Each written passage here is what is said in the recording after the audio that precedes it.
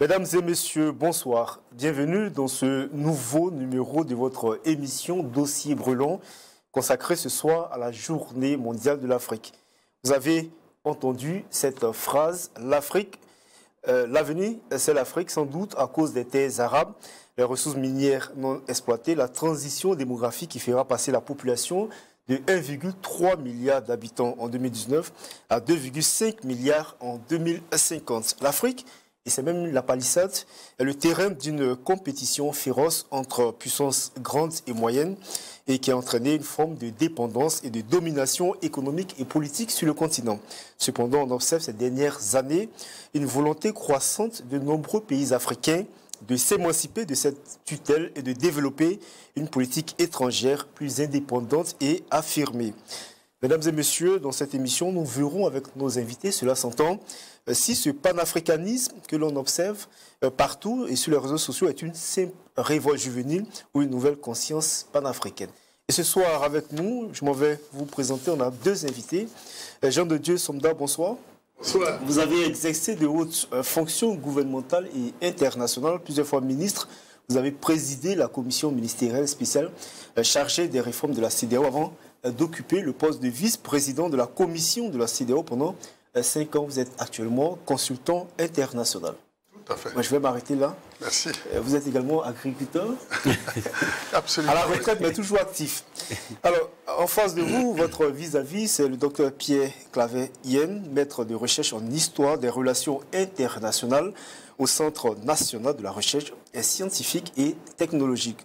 Bonsoir, docteur Pierre. Bonsoir, bonsoir, monsieur. Alors, tout de suite, la journée mondiale de l'Afrique célèbre, pour planter le décor, l'anniversaire de la signature des accords de l'Organisation de l'Unité africaine qui est devenue l'Union africaine. C'était le 25 mai de 1963. Alors là, je m'en vais poser la question à l'historien, docteur Pierre Claver-Yen. Quelle est l'importance historique et culturelle d'une journée mondiale de l'Afrique? Est-ce qu'il fallait d'abord peut-être instituer cette journée mondiale? D'abord, je voudrais vous remercier pour l'opportunité que vous m'offrez encore de débattre des questions d'actualité. Le plaisir est d'autant plus naturel que j'échange par la même occasion avec mon frère et aîné, donc Jean-Didier Somda. Alors, est-ce qu'il fallait instituer une journée donc africaine, l'intégration africaine? Je pense que pour une meilleure prise de conscience des problèmes de l'Afrique, des défis à relever et des enjeux donc géopolitiques internationaux, ce n'était pas inutile d'instituer cette journée. Parce que chaque année, au moins, cela signifie que chaque année, on s'arrête, on fait un peu le point, le bilan, pour mieux avancer. Donc, je pense que ne serait-ce que pour la meilleure prise de conscience, des éveils des consciences, pour mieux capitaliser ce qui a été fait, réussi et les insuccès, il est bon de consacrer un jour quand même pour réfléchir à soi-même. C'est avant ça, ou peut-être après, je ne sais plus, il y a eu sous le président Konaré, quand il était à la tête de... Président malien. Voilà, malien, il avait institué la journée des frontières, journée africaine des frontières. Donc je vois que petit à petit, on construit, on pose les jalons de la construction donc, de la mémoire collective et de l'Afrique. Pour cela, je pense que c'était nécessaire. Une journée qui est nécessaire. Mais après, quand vous posez la question à des Africains, je rappelle que sur ce même plateau, l'année dernière, pour parler de cette célébration, il y a un ancien ministre qui a fait remarquer qu'il n'était pas au courant d'une journée dédiée à l'Afrique. Est-ce que, à ce niveau, au regard, partant du postulat que cette célébration n'intéresse pas véritablement les Africains, il fallait justement instituer une journée mondiale de l'Afrique? Oui, bon, là, vous posez un problème qui est réel, à savoir que des fois, il y a des bonnes décisions qui sont prises, mais il se pose un problème de communication. C'est comme à la recherche, où il y a des très bons résultats qui sont obtenus, mais il se pose un problème souvent de vulgarisation, donc de valorisation donc de ces résultats de recherche. Je pense qu'il faut ça aussi, il faut prendre conscience de ça et travailler à ce que l'information soit largement diffusée, descendre en bas. Sinon, en effet, ça sera une journée au sommet consacrée à des réflexions intellectuelles, alors qu'il faut que les peuples africains s'approprient cette journée à toutes fins utiles. Je crois que la question vous aviez été posée l'année dernière sur ce même plateau concernant justement cette journée dédiée à l'Afrique. Comme on le dit, la répétition est pédagogique. Je m'en vais encore vous poser la question. Est-ce qu'il y a une importance historique ou culturelle qui a prévalu justement à la création d'une journée mondiale de l'Afrique? Absolument. Vous savez, l'histoire nous instruit et nous permet de mieux comprendre le présent. Et surtout, l'histoire nous instruit également pour mieux envisager l'avenir. Je pense que si cette journée n'existait pas, il fallait la créer. Tout simplement parce que les mémoires se perdent. Lorsque vous avez posé un acte et qu'on ne se remémore pas régulièrement de cet acte, ça finit par s'étioler dans la nuit des temps. Je pense que pour la jeunesse africaine actuelle, la journée du 25 mai est fondamentale. Dans le temps, quand nous on était jeunes, cette journée était fêtée dans la plupart des États africains. C'était chômé et payé. Bon, mais au fil du temps, les choses se sont étiolées et de nos jours, il y a tellement de jours fériés que peut-être certains États ont trouvé d'autres priorités dans la programmation des jours fériés. Et surtout que l'Organisation de l'Unité africaine, le 25 mai 1963, on est passé au 9 juillet 2002, à Durban, on a créé l'Union africaine. Et on se demande si il faut fêter le 25 mai ou il faut plutôt le 9 juillet 2002 comme date du renouveau africain. Comme ça que je l'appellerai le renouveau africain. Et finalement, c'est la date du 25 mai qui est toujours instaurée, qui est toujours d'actualité. Tout à fait, oui. C'est cette date de démarrage, de départ de l'Union africaine qui est toujours commémorée. Et le 9 juillet est en attente de savoir exactement. Mais il serait important parce qu'il y a eu un pas qualitatif du passage de l'Organisation de l'Union africaine à l'Union africaine en 2002, comme je vous le disais, le 9 juillet à Durban. Et j'y étais. En Afrique du Sud. En Afrique du Sud, tout à fait. Mais en même temps, est-ce que, quand vous dites que la jeunesse africaine doit s'approprier cette journée, est-ce que vous avez le sentiment que les jeunes Africains estiment que ces organisations régionales, ces organisations, notamment l'Union africaine ou la CEDEAO, pour ne pas la citer, contribuent justement à ce qu'elle s'est fixé comme ambition dès le départ? Mais tout à fait, mais je crois qu'il y a beaucoup de problèmes en matière de communication. La communication, à mon avis, n'est pas suffisamment étudiée, n'est pas suffisamment organisée pour faire connaître ces organisations internationales. Et la jeunesse a raison. Lorsqu'on est sous-informé, évidemment, on ne voit que le côté flashy des choses. Mais sinon, effectivement, ces organisations ont le mérite d'exister. Et je peux vous dire que c'est même extrêmement important sur le plan international. Quand nous, on était encore jeunes diplomates, on arrivait aux Nations Unies avec un consensus des États membres de l'Organisation de l'Union africaine sur les grands sujets débattus à l'Assemblée générale et au Conseil de sécurité. Donc, ne serait-ce que cette possibilité de mise en cohérence de nos positions sur le plan international, ça donnait un poids tellement important à l'Afrique que ça valait déjà le coup. Ne serait-ce que sur le plan de la défense des intérêts de l'Afrique. Comme vous le savez, les fondamentaux de l'Organisation de l'Unité africaine, c'était de lutter pour l'accession à l'indépendance du reste des États qui n'étaient pas encore indépendants à l'époque. En 1963, il y avait beaucoup d'États qui n'étaient pas encore indépendants. Deuxièmement, lutter contre l'apartheid pour libérer l'Afrique du Sud de l'apartheid. Et enfin, promouvoir l'unité nationale sur le plan économique et politique, entre autres objectifs qui visaient l'Union africaine. Ce sont les objectifs phares. Vous voyez que ce sont des idéaux nobles qui sont toujours valables aujourd'hui, même si les pays ont accédé à l'indépendance. Il y a une autre forme de domination qui s'est installée et la lutte mérite d'être continue pour que nous ayons une libération totale, aussi bien politique qu'économique sur le plan international et sur le plan interne de nos États. Alors, l'ambassadeur a fait savoir qu'il y a beaucoup de mérite que ces institutions soient présentes sur la scène internationale. Parce que, si je vous ai bien compris, ça a quand même un grand impact dans les questions de relations internationales. Est-ce que vous avez ce sentiment-là que la CEDEAO ou l'Union africaine porte concrètement la voix des pays africains sur le plan international? Bon, oui, je ne vais pas le répéter. Effectivement, à la fondation de l'OUA, à Addis Abeba, il y a eu deux cas qui se sont affrontés. Il y a ce qu'on appelle les pays du groupe de Casablanca, dirigé par Kwame Nkrumah, et c'est qu'on appelle le groupe de Monrovia, avec des figures emblématiques comme Houphouët-Boigny et d'autres. Et fallait-il une unité continentale immédiatement, ou bien comment procéder? Que faire avec les frontières de la balkanisation? Et c'est en cela que le leader éthiopien a joué de sa diplomatie pour fendre, j'allais dire, la poire en deux. Il dit, bon, ce qu'on va faire, on va créer d'abord l'Organisation de l'Unité africaine pour aider à la libération, donc à la décolonisation de tout le continent, lutter contre l'apartheid, il l'a dit, mais aussi construire dans la durée et donc cette unité à l'échelle continentale. Et je pense que ça, c'est très important. Ça permet quand même à l'Afrique d'avoir une certaine voix, une certaine visibilité, un État regroupé.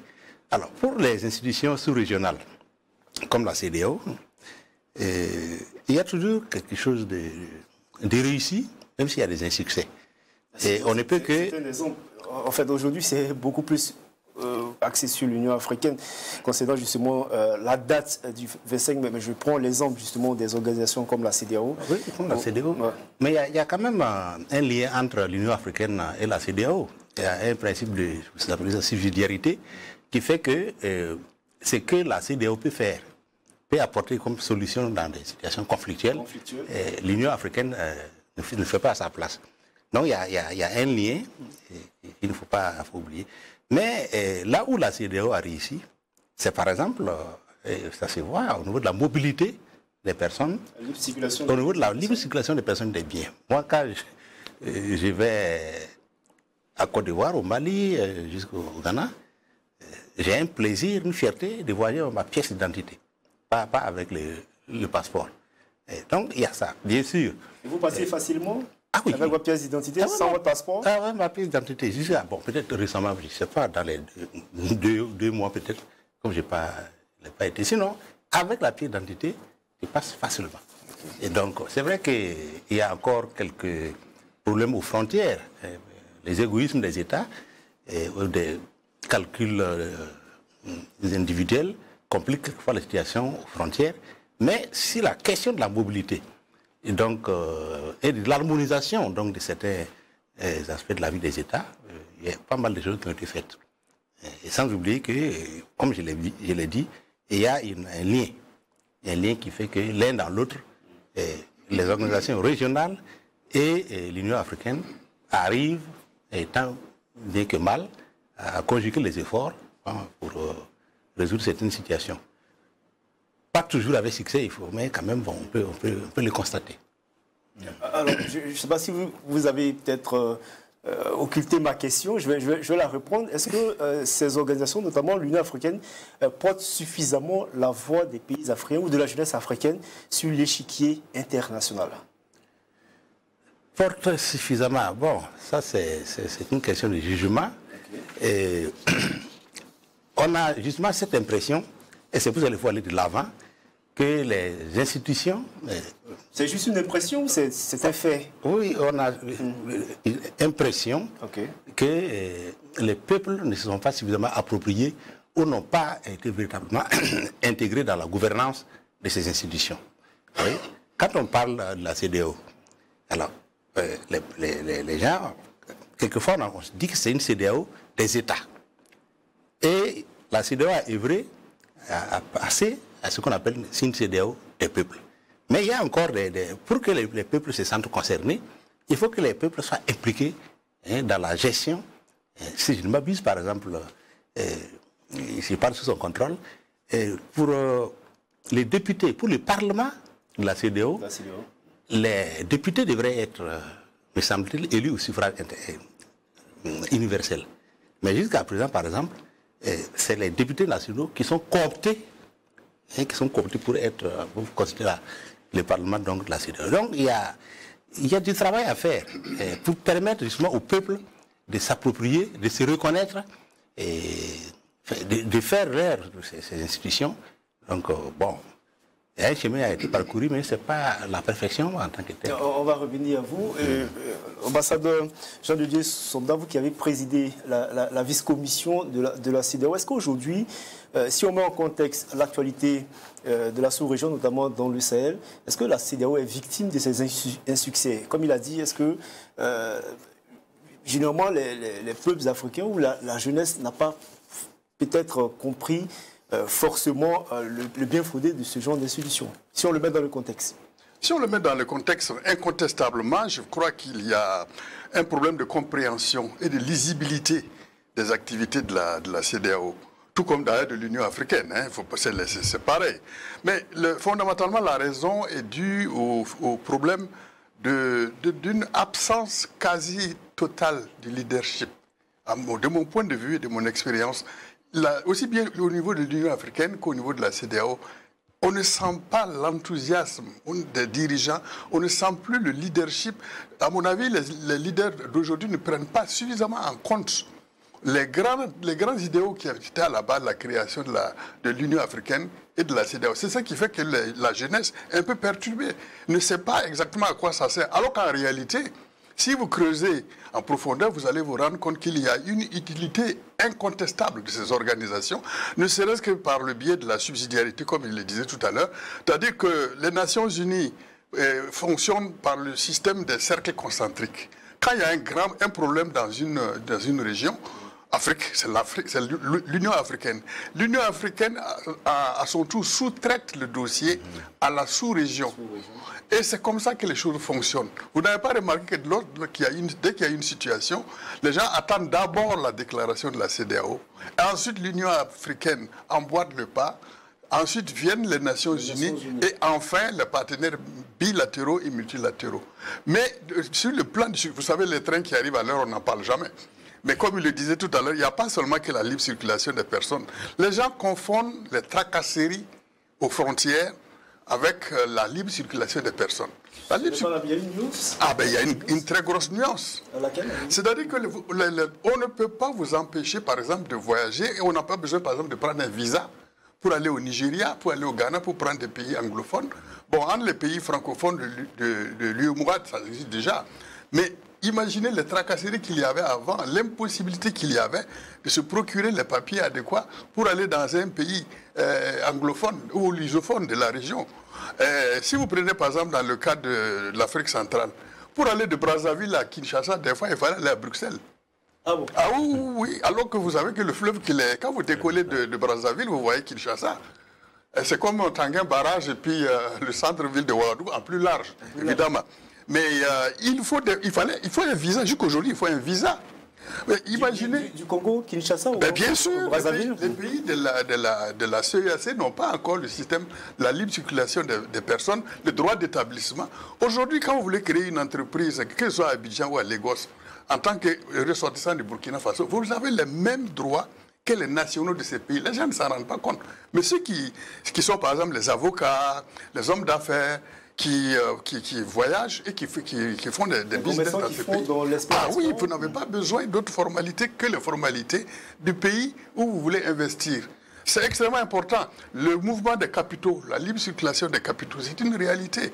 Il y a plein de choses. Vous prenez l'interconnexion du réseau électrique, par exemple, le West African Power Pool, qui fait que vous ne savez pas, là nous sommes assis, nous ne savons pas si l'électricité que nous consommons vient du Ghana ou de la Côte d'Ivoire.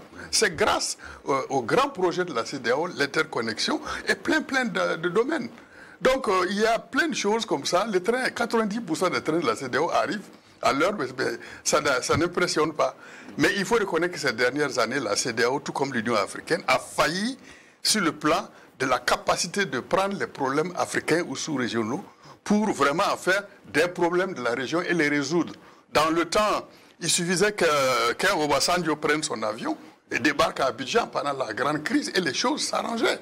Aujourd'hui, il n'y a plus cet élan. Et vous dites que c'est une question de leadership. Le leadership au niveau des chefs d'État, leadership au niveau du management même de ces organisations internationales. Si je parie que si vous sortez dans la rue, vous demandez qui est le président de la commission de la CEDEAO actuellement, sur 10 personnes, vous risquez d'avoir 1 ou 2 personnes seulement. Vous voyez, donc il n'y a pas suffisamment de leadership à mon avis. Les chefs d'État ne prennent plus, ne consacrent plus suffisamment de temps aux problèmes sous-régionaux. Et les managers, ceux qui sont chargés de conduire ces institutions, non plus.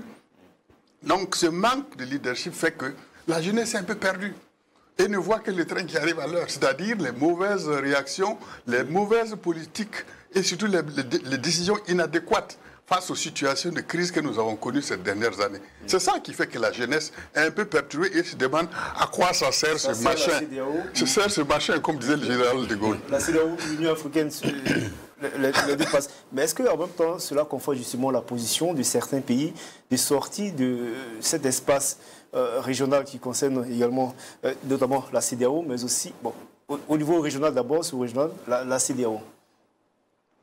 Mis dans le contexte. Non, en l'occurrence, l'AES. Mis dans le contexte, c'est comme il a dit, il y a eu un déficit d'analyse au niveau des leaders par rapport au contexte tel qu'il a été vécu par les peuples. Vous voyez, l'une des raisons du fait que la jeunesse ne croit pas trop, c'est que les institutions internationales, notamment l'Union africaine et la CEDEAO, on affiche une bonne volonté, mais on a des sentiments qui n'ont pas les moyens de leur politique. Si bien que ce n'est pas ressenti. Depuis 2010, par exemple, l'Union africaine, le Conseil de sécurité, parle de brigades régionales. C'est-à-dire qu'il serait formé de 5000 personnes par région, capables de se déployer sur le terrain des crises. Mais concrètement, on ne voit pas cela venir. Donc on a l'impression que finalement, ces institutions, faute de moyens, sous les problèmes, ou la solution de leurs problèmes à d'autres puissances, si bien que, bon, il y a une certaine déconnexion, c'est-à-dire les crédits, la crédibilité prend un coup lorsque vous n'arrivez pas à prendre à bras le corps les problèmes concrets du vécu. Alors, c'est ce qui s'est passé dans le cadre donc de l'AES. Les pays vivent une situation extrêmement difficile. Jamais vue. Alors, la CEDEAO est là. Elle a peut-être donné quelques moyens, peut-être financiers ou matériels, mais l'engagement, la prise du problème comme un problème de la CEDEAO, on ne l'a pas vu. On a plutôt vu une opération cérébrale qui est intervenue pour stopper les gens et avancer. On a eu par la suite une opération Berkane et on a eu un G5 Sahel, que ce n'est pas la CEDEAO, composé de la Mauritanie, qui n'était pas vraiment concerné par ce problème, et puis le Burkina, le Tchad. Bon, on n'a pas senti. Alors, lorsque donc des solutions viennent des changements viennent à intervenir, et que la CEDEAO se découvre une vocation donc d'aller contre ces États, c'est ça qui amène des problèmes. Il y a un manque d'analyse, véritablement, d'anticipation d'abord au départ du problème et de lucidité pour au moment où les choses se passaient, et ça crée des contradictions. Et à ce niveau, on ne peut rien dire justement de la position de l'Union africaine. Si justement on s'en tient à ce que vous avez dit, le fait que l'Union africaine délègue certains problèmes justement au niveau sous-régional à la CEDEAO avant peut-être d'arriver à ce niveau. Sur la question de sécurité justement dans le Sahel. Non, il est incontestable que sur la situation de crise dans la sous-région, notamment en Afrique de l'Ouest, la CEDEAO n'a pas été au rendez-vous de ce à quoi les peuples de cette région-là devaient s'y attendre. Donc, mais incontestablement, là également, il y a une incompréhension. Il faut que les gens comprennent une chose. La CEDEAO, dans la prévention, la gestion et le règlement des conflits, a une méthodologie. Lorsqu'il s'agit de guerre civile, vous avez vu au Libéria, en Côte d'Ivoire, Sierra Leone, en Gambie, après les élections. Lorsque c'est une guerre civile, la CEDEAO a un mandat délégués par l'Union africaine et par les Nations unies pour une intervention et une gestion locale, sous-régionale. Lorsqu'il s'agit d'un conflit autre qu'une guerre civile, il faut que l'État concerné, l'État en crise, fasse la demande. Vous ne pouvez pas comme ça engager les troupes de la CEDEAO sans avoir été dûment invité par l'État. Sur quelle bannière allez-vous intervenir? Donc il y a deux types d'interventions qui sont prescrites au niveau de la CEDEAO. Mais comme je dis, il n'y a pas de communication suffisante pour expliquer les choses aux gens. Ensuite, lorsqu'elle intervient, la CEDEAO, il y a, comme l'Union africaine d'ailleurs, par exemple au Mali, c'était d'abord la CEDEAO qui a été relayée par l'Union africaine et ensuite les Nations unies, les casques bleus sont venus, toujours sur le problème du financement. Le gros problème du financement, mais là aussi il y a une erreur que les gens commettent souvent. Laquelle? La CEDEAO, contrairement à l'Union africaine, n'a pas de problème de financement pour son fonctionnement. Le prélèvement communautaire, le 0,5% sur tous les produits qui entrent dans l'espace CEDEAO suffit largement pour financer le fonctionnement de la CEDEAO. Le seul handicap, c'est que souvent ces fonds sont collectés. Je crois que c'est l'une des décisions qui marche le plus dans la CEDEAO. Tous les États collectent parfaitement le prélèvement communautaire, community levy en anglais. Mais ils ne rétrocèdent pas ces fonds à la CEDEAO. Mais peu ou prou, la CEDEAO a les moyens de son fonctionnement. Souvent, les gens disent que c'est les pays extérieurs, la CEDEAO dépend. Ce n'est pas vrai. La CEDEAO ne dépend pas de l'extérieur pour le financement de ses fonctionnements. C'est au niveau des projets. 40% du budget des ressources du prélèvement communautaire vont au fonctionnement des institutions et ça suffit largement. 60% de ces revenus vont aux projets. Et c'est au niveau des projets qu'il y a 3 sources de financement. Il y a d'abord les 60% de la CEDEAO, de la commission de la CEDEAO. Vous avez ensuite les États concernés. Il y a toujours une contribution de l'État qui bénéficie du projet. Et enfin, vous avez les partenaires bi- et multilatéraux. Ce qui fait qu'il y a une confusion entre le fonctionnement, la capacité de fonctionnement de la CEDEAO et la participation ou le financement de l'extérieur. Ce qui est totalement différent de l'Union africaine qui est financée à 85 voire 90%, notamment par l'Union européenne et quelques grands États africains. Mais le gros problème est là. Nous avions voulu, au niveau de l'Union africaine, préconiser que le même médicament qui fonctionne si bien au niveau de la CEDEAO soit appliqué au niveau de l'Union africaine. Le projet avait été validé par les chefs d'État, mais comme je vous dis, le gros problème en Afrique, c'est souvent le management. C'était le président Kagame, à l'époque, qui était président chargé de ce dossier. Et il avait été question d'envoyer les experts de la CEDEAO qui connaissent déjà les mécanismes. Bon, finalement, il a préféré nommer son compatriote Kaberuga. Et finalement, ils se sont entremêlés les pinceaux jusqu'à la fin du mandat de Kagame. Et le dossier n'a pas avancé. Alors, je parlais justement en début d'émission du fait que l'Afrique, c'est un terrain, entre guillemets, de chasse de puissances grandes ou moyennes. Vous avez parlé tout de suite des sources de financement de l'Union africaine, de 80% au niveau, plus de 80% de l'Union européenne. Alors, comment justement, à ce niveau, par exemple pour l'Union africaine ou pour l'Afrique, les États africains, on arrive justement à s'affirmer justement sur le plan international? S'il faut toujours dépendre des autres. Est-ce que les États arrivent véritablement à s'affirmer?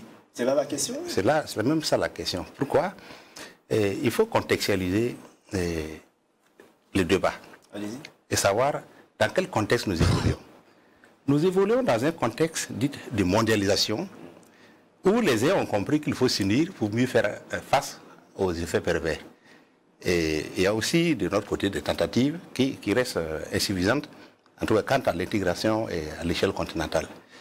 Alors, la mondialisation a peut-être des opportunités à saisir, mais il y a beaucoup de conséquences aussi, tant politiques, économiques et culturelles.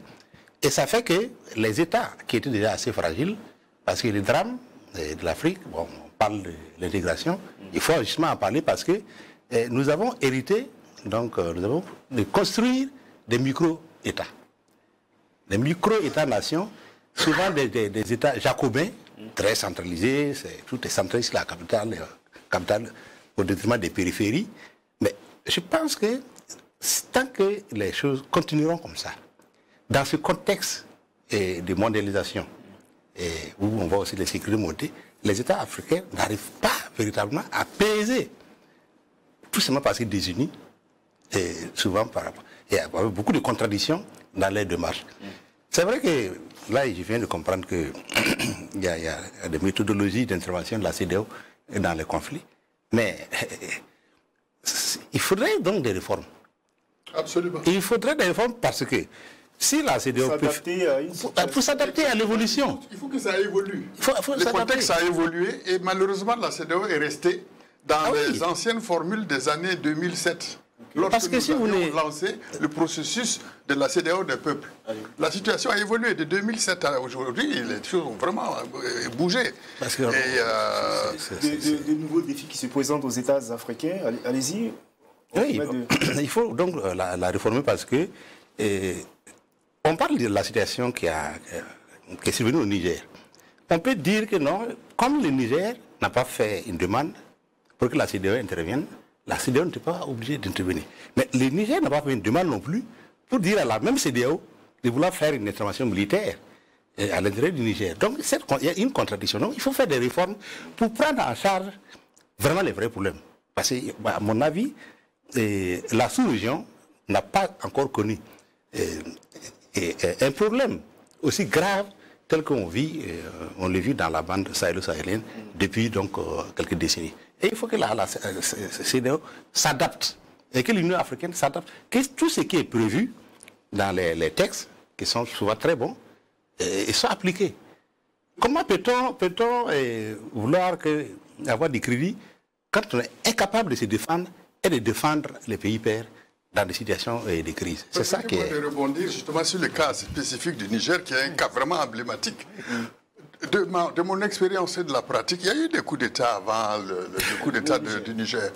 Et dans les principes, aussi bien dans les principes que dans les dispositions de la CEDEAO, il n'a jamais été prévu une intervention de la CEDEAO contre un État qui a un problème interne. Non, ça n'a jamais été prévu nulle part. Comme je vous dis, les choses ont tellement évolué que nous on ne comprend plus rien. Ce n'était ni prévu par les textes, ni opportun, même sur le plan de l'opportunité de l'action. Ça n'a jamais existé. On a eu des coups de poing. Quand j'étais vice-président de la CEDEAO, nous avons eu plein. C'était d'ailleurs la période des troubles en Afrique, en Côte d'Ivoire, au Niger, un peu partout, il y en avait. Mais nulle part il n'est prévu une intervention armée contre la volonté d'un pays pour régler un problème intérieur à ce pays-là. À ce que je sens, il n'y a pas de guerre civile au Niger. Quelle était l'opportunité de la CEDEAO d'intervenir sans un mandat spécifique des Nations Unies et de l'Union africaine? C'était inopportun, ce n'était pas adapté et ce n'était pas prévu par les textes. Et qu'est-ce qui pourrait motiver la CEDEAO, enfin, qu'est-ce qui aurait motivé la CEDEAO, justement, à l'époque, à décider, justement, d'une intervention militaire? S'il y avait une guerre civile, s'il y avait une guerre civile au Niger, la CEDEAO était en ce moment-là fondée, de par sa pratique et de par ses textes, à intervenir, ne serait-ce que pour mettre une force d'interposition. Comme ce qu'on a fait en Sierra Leone, au Libéria, même en Côte d'Ivoire. Voilà, c'est des forces d'interposition. Mais des forces de rétablissement de la paix, ça c'est autre chose. De la démocratie. En même temps, on va évoluer dans le débat, mais revenons justement sur la forme de dépendance. En même temps qu'on est en train de célébrer une journée mondiale de l'Afrique, et là on apprend que l'Union africaine, pour ne pas la citer, justement, ses sources de financement dépendent de plus de 80% de l'Union européenne. Comment, justement, en même temps que l'on se plaint de ne pas avoir suffisamment de voix aux Nations Unies, par exemple, on arrive justement à s'affirmer devant le reste du monde? Je vous pose la question d'abord avant de donner la parole. Non, c'est toute la délicatesse de la question que je posais, à savoir, comme l'a dit le professeur Jacques Kizerbo, si tu dors sur la natte de quelqu'un, ça veut dire que tu dors à terre. Il peut venir à tout temps et dire, lève-toi et donne-moi ma natte. Et c'est de cela qu'il s'agit. Jusqu'à la construction des bâtiments, des sièges et autres, il faut que ça soit quelqu'un qui le fasse pour l'Union africaine. Alors, ça fait vraiment, ça cause un problème, parce que dans ce monde, il n'y a rien pour rien. L'Afrique est entrée dans un système de relations internationales, de jeu de relations internationales. Ce n'est pas une affaire, une histoire de gratuité. Ce n'est pas une affaire de générosité, je ne sais quoi. Quand on vous donne, voilà, quand on vous donne, c'est qu'on attend quelque chose en retour. Et c'est pas les Nations Unies, c'est pas une question c'est pas une société. Comment on appelle ces gens qui aiment les hommes là. Bon, donc il y a que vous perdez quelque part de votre souveraineté, de votre capacité, de votre capacité à influer, donc à influencer même la marche des choses quand vous n'êtes pas autonome, quand vous n'avez pas les moyens de votre politique. Et ça, c'est un problème de fond quand même. C'est un problème de fond. Non, c'est très simple à la matière. C'est la maladie des organisations internationales africaines. Le vrai problème, c'est que les décisions sont toujours bien prises. Comme d'ailleurs dans nos États, vous avez des textes magnifiques, tout est signé, ratifié. Mais c'est la mise en œuvre. La mise en œuvre qui pose problème. Vous savez, il y avait, sous d'ailleurs l'initiative de la CEDEAO, quand j'y étais, nous avions pris l'initiative de créer ce qu'on appelle un collège de concertation inter-organisation sous-régionale. Et chaque année, au moins en marge du sommet de la CEDEAO, ou du moins en prélude au sommet, nous avions l'habitude de nous retrouver au niveau de l'exécutif de toutes les organisations sous-régionales africaines. Donc vous aviez la CEDEAO, vous aviez l'IGAD, la CENSAD, la CEAC, dans le Maghreb, vous aviez la OUMA, etc., etc. On se retrouvait et on faisait ce qu'on appelait un partage d'expérience. Okay. Et très rapidement, la CEDEAO est devenue le leader incontesté parce que nous étions beaucoup plus en avance par rapport aux autres sous-régions. Les gens ne savent pas que ce que vit la CEDEAO, ce n'est rien. Par rapport à ce que les autres sous-régions, si vous prenez rien que la OUMA, qui a des années où il n'y a même plus de rencontres. La OUMA, c'est dans le Maghreb. L'Union, voilà, l'Union du Maghreb qui concerne les pays de nord, nord-est de l'Afrique actuellement. Mais le problème, c'est quoi? On était parvenu à dire, mais pourquoi ne pas dupliquer ce qui marche à la CEDEAO en termes de financement au niveau de la CEDEAO, au niveau de l'Union africaine. Et nous avions même fait une note pour dire, nous avons pratiqué le prélèvement communautaire parce que c'est plus facile dans un espace qu'on contrôle, qui est l'Afrique de l'Ouest. On peut le faire par zone, mais ce qui serait plus facile encore, on peut trouver des mécanismes au niveau continental, tels que les billets d'avion, tels que les communications, tels que les transactions financières. Ne serait-ce qu'un petit iota prélevé à ce niveau, ça suffirait largement pour financer l'Union africaine. Et la décision avait été prise. Mais dans la mise en œuvre, comme vous le savez maintenant, chacun veut que ce soit forcément son compatriote qui soit élu. Qu'est-ce qui empêchait à l'époque que ce soit un cadre de la CEDEAO qui aille implémenter cette possibilité qui pouvait largement... Avec le prélèvement communautaire, par exemple, à la CEDEAO, nous avons été très rapidement excédentaires. Et c'est les excédents du prélèvement communautaire qui avaient permis à la CEDEAO de créer la BIDC, la banque pour financer les investissements. Et c'est avec uniquement les excédents. Imaginez-vous. Imaginez ça au niveau du continent, ça serait des sommes considérables.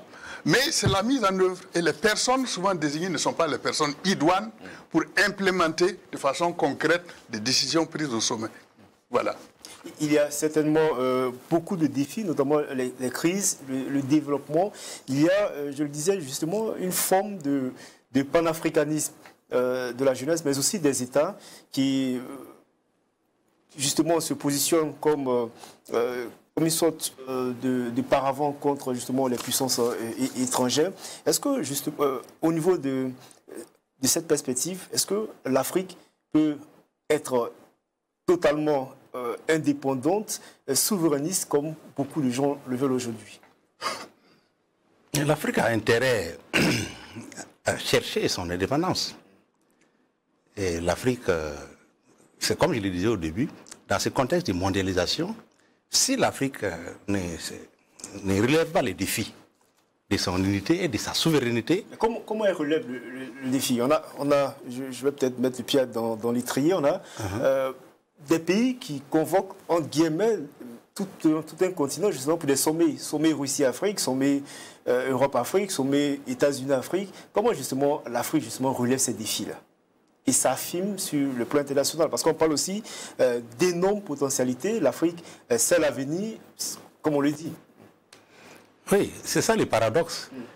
On dit que l'Afrique ne contribue pas beaucoup aux échanges sur le plan international, mais personne ne veut quitter l'Afrique. Si l'Afrique contribuait à combien, même pas 1% des échanges, pourquoi personne ne veut quitter l'Afrique? Donc, ces mouvements panafricanisme ou ces pays qui semblent s'inscrire dans une logique de rupture et de souveraineté sont, bon, à part quelques propagandistes, sont aussi la voie idéale, à savoir que l'Afrique doit se battre pour assumer sa souveraineté. Et assumer sa souveraineté, c'est quoi? C'est être à mesure de se défendre. On ne peut plus continuer lorsqu'il y a des problèmes, à nous tourner pour que d'autres viennent nous défendre. Il faut mutualiser les moyens, il faut aller vers vraiment un système qui permet de garantir la défense des Africains. L'économie. La mondialisation nous a dit globalisation de l'économie, ouverture des marchés, libéralisation, bon, ouverture des capitaux. On est dans un monde capitaliste. Oui, donc imposition du capitalisme, ce qu'on appelle le néolibéralisme. Et on s'est engouffré là. On ne peut plus revenir au temps du communisme. On s'est engouffré. Mais, pas forcément, mais il y a d'autres voies. On ne peut pas aussi vivre. Ce qui fait la richesse du monde, c'est la différence, c'est la complémentarité, mais ce n'est pas le monde unipolaire et l'imposition, justement, d'une vision politique, hein, le capitalisme, la démocratie, économique et de certaines valeurs. Ce n'est pas en imposant ça que, bon, on construit une humanité. Donc, je pense qu'il faut, en plus donc, des aspects de la défense, la question économique. La question économique. Pourquoi on n'irait pas progressivement vers quand même une banque centrale, donc à l'échelle continentale? Moi, j'étais très séduit par l'idée de l'ECO, donc la monnaie donc, commune, la CEDEAO, parce que tant que vous n'êtes pas responsable de votre monnaie, vous n'êtes pas responsable de votre politique économique. Et c'est ça le drame des pays africains. Pendant la crise ivoirienne, je vous dis que le CEDI, c'est la monnaie du Ghana, était plus fort que le dollar américain. Parce que bon, les gens contournaient, à défaut d'accéder à la cour, partaient au Ghana. Et le Ghana a évalué, donc réévalué sa monnaie. Aujourd'hui, bon, le CEDI est redescendu à un taux faible. C'est-à-dire, si vous n'avez pas une politique, enfin, une monnaie, la capacité d'avoir votre monnaie, donc votre économie est tributaire de la monnaie des autres. Au nom des sommes de parité. Tout ça doit s'accompagner justement d'une bonne gouvernance. D'une bonne gouvernance, parce que on s'est laissé prendre dans les pièges qu'il faut la démocratie partout, la démocratie libérale.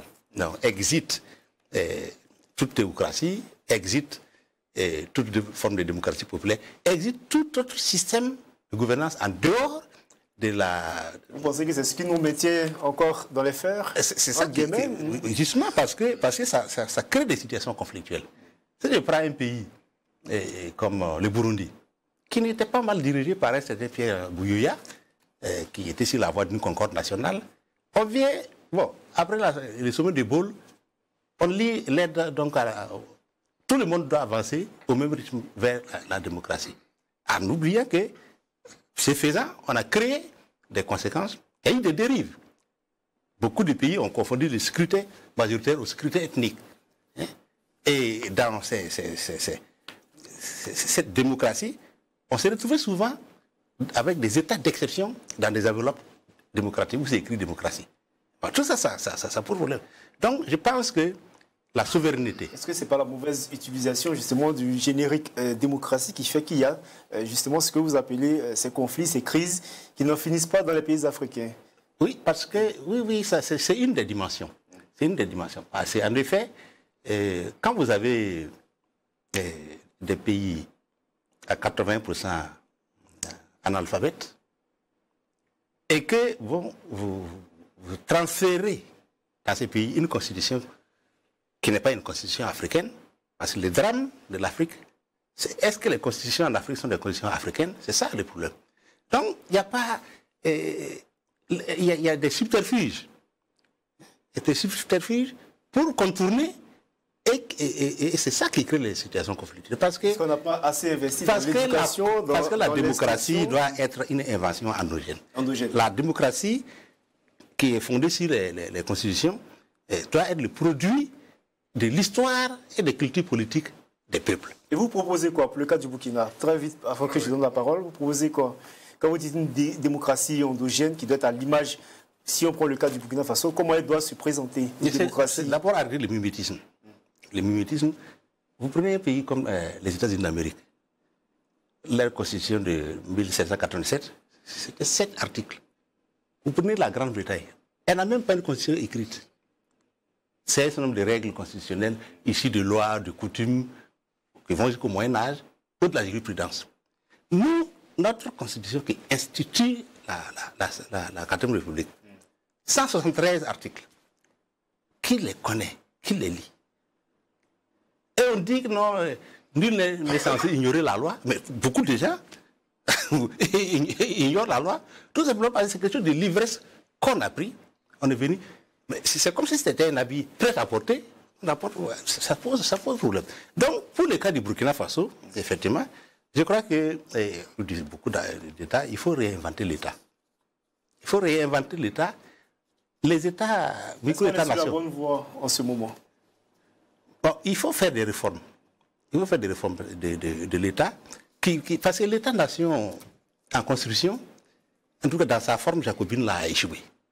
Nous sommes en Afrique un peu partout dans une crise de l'État-nation. Si on ne fait pas des réformes, et qui, bien sûr, sans négliger la centralité, tiennent compte d'une certaine décentralisation, et si on doit continuer à compter sur l'État-providence, ça ne marche pas. Donc, et ce n'est pas une mince affaire. Réformer l'État, réformer le vivre ensemble, puiser dans notre parcours politique des éléments de notre gouvernance. Regardez, il a fallu 64 ans pour qu'on se rende compte qu'on peut instituer une journée des traditions et des coutumes. 64 ans. S'il faut encore 64 ans pour savoir qu'il faut une deuxième journée, parce qu'il faut nécessairement une deuxième journée. Les ancêtres, quand vous leur demandez quelque chose, il faut après les remercier. Nous avons une adepte du coup ancestral aussi sur le plateau. Alors, je vais vous poser la question. Vous aviez dit tout à l'heure, qui sait, en parlant de, quand j'ai parlé de communisme, est-ce qu'il faut comprendre justement par le jeu d'intérêt des grandes puissances qui se jouent justement en Afrique, notamment dans le Sahel? Je vais parler de la Russie qui revient en force, de la Chine qui investit énormément sur le continent, de l'Inde également, mais également aussi des grandes puissances, l'Union européenne ou les États-Unis en l'occurrence, qui peuvent être ces jeux d'intérêt qui peuvent faire ramener justement le communisme. Non, vous savez, ces débats de communisme et autres là, c'est des débats dépassés. C'est toujours bon pour les intellectuels, vous savez, qui aiment surfer sur ces genres d'idées. Plus personne dans l'ancien, qu'on appelle l'ancien monde communiste, plus personne ne vous parle de communisme dans ces pays-là. Ils sont tous convertis à l'économie des marchés, à la globalisation. Donc il n'y a que nous encore, surtout nos intellectuels, qui trouvent encore le mignon plaisir de rentrer dans ces débats totalement puérils de mon point de vue et qui ça ne fait pas avancer. Ce n'est vraiment pas ça. L'heure n'est plus à ce... C'était bon pour la guerre, pendant la guerre froide. Mais de nos jours, ce sont des trucs, des notions complètement mises de côté. C'est toujours bon pour la réflexion intellectuelle, etc. Mais quelle est l'utilité de parler du communisme ou du capitalisme? C'est le réel que nous vivons aujourd'hui. Et ce réel-là, c'est quoi? C'est les préoccupations élémentaires de nos populations. C'est ça qui nous intéresse. Comme disait Deng Xiaoping, l'ancien Premier ministre de la Chine, qu'importe que le chat soit noir ou gris, pour lui qu'il attrape la souris. Moi, communisme ou libéralisme, moi, si ça peut résoudre les problèmes fondamentaux des populations qui constituent l'analphabétisme, l'alimentation saine, la santé, des bonnes infrastructures, mais c'est ça qui nous intéresse. Pardon, voilà, les problèmes sociaux de base, c'est ça. Que le chat soit noir ou gris pour moi, je veux qu'il attrape la souris. C'est ça qui m'intéresse. Voyez. Donc, ce sont vous pensez quoi de ces jeux d'intérêt, du fait que la Russie ou la Chine ou l'Inde viennent en force sur le continent, et en même temps, quelle est la place ou quel avenir pour justement les Africains eux-mêmes? Mais il faut d'abord que les Africains se retrouvent entre Africains. Vous avez vu aujourd'hui la notion, par exemple, du panafricanisme, sur laquelle on se tiraille entre les vrais panafricanistes et les vendus, etc. Les notions de ce genre-là qui, de mon point de vue, sont complètement dépassées. Parce que le vrai panafricanisme, c'est quoi? Ce n'est pas l'exclusion. Vous avez vu tout à l'heure, le professeur l'a dit, il y avait deux groupes antagonistes au moment de la guerre froide, le groupe de Casablanca et le groupe de Monrovia. Mais ça n'a pas empêché... Oui, mais ça n'a pas empêché les leaders de l'époque, qui étaient des vrais panafricanistes, de savoir aller à l'essentiel. Et l'essentiel, c'était quoi? C'est d'unir l'Afrique sur le plan économique, sur le plan politique, dans l'intérêt supérieur des populations. Donc, ils se mettent toujours d'accord sur l'essentiel. Le reste, chacun a son idéologie propre, suivant sa formation, suivant ses besoins du moment. Aujourd'hui, ce n'est pas possible, c'est pas ça. Aujourd'hui, quand on parle de panafricanisme, on dit c'est très manichéen. Si vous êtes le panafricaniste qui parle du panafricanisme tous les jours, sur les antennes, qui passe à la télé, vous êtes bon. Si vous avez une opinion plus ou moins mitigée, voire critique, vous êtes mauvais. C'est cette approche manichéenne qui fait que les dés sont pipés. Et le vrai panafricanisme a perdu vraiment de sa valeur. Parce que si vous voulez vraiment retourner aux fondamentaux du panafricanisme, vous allez être traité tout de suite d'anti-africain même à la limite. Ah bon? Oui, c'est ça. C'est devenu quelque chose de manichéen. Alors qu'au départ, au contraire, le panafricanisme, c'était l'effort de tout faire malgré les différences entre, par exemple, un Kwame Nkrumah et Houphouët-Boigny, d'aller à l'essentiel qui est l'Afrique d'abord. Vous voyez, même à l'époque, même du temps où nous on était encore aux affaires, aux Nations Unies, malgré nos différences sur les questions essentielles, on tenait toujours une réunion du groupe africain, on harmonisait nos positions. Et quand on rentrait à l'Assemblée générale, on ne prenait pas la parole au hasard, c'était organisé, et l'Afrique pesait. Tout le monde faisait la cour au groupe africain qui était très solide, plus solide que le groupe des 77, que le groupe arabe et autres. Tout le monde nous faisait de la cour parce que quand même, ça faisait quand même plus de 50 voix. Ça pesait dans la balance. Mais aujourd'hui, ce n'est plus le cas. Parce que justement, on n'arrive plus à aller à l'essentiel, le minimum qui nous unit. C'est ça le vrai panafricanisme. Alors, moi j'ai une petite question. Je pense que beaucoup peut-être de nos téléspectateurs pensent à la même chose par rapport à ce que vous venez de dire. Comment on va à l'essentiel? Si justement on parle de notre postulat, qui est la crise sécuritaire, mais également tout ce qu'on voit dans la ville, mais également sur les réseaux sociaux, comment au niveau pays d'abord, au Burkina Faso, on se concentre sur l'essentiel pour sortir de l'ornière, pour développer notre pays et en même temps extrapoler justement ce que je viens de dire aux autres pays africains pour que la jeunesse africaine ou les Africains, les États africains soient aussi respectés sur l'échiquier international. Je pose la question.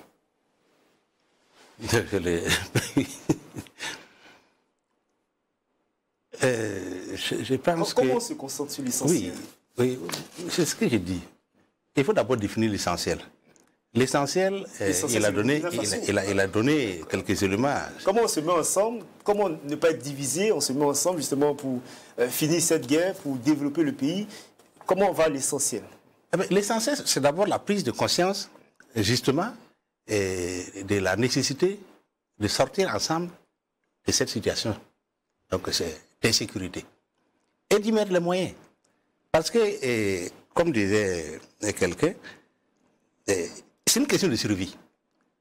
C'est une question de survie qui commande que toutes les intelligences, comme on définit très clairement la contradiction principale à résoudre, c'est celle qui consiste à reconquérir l'entité territoriale.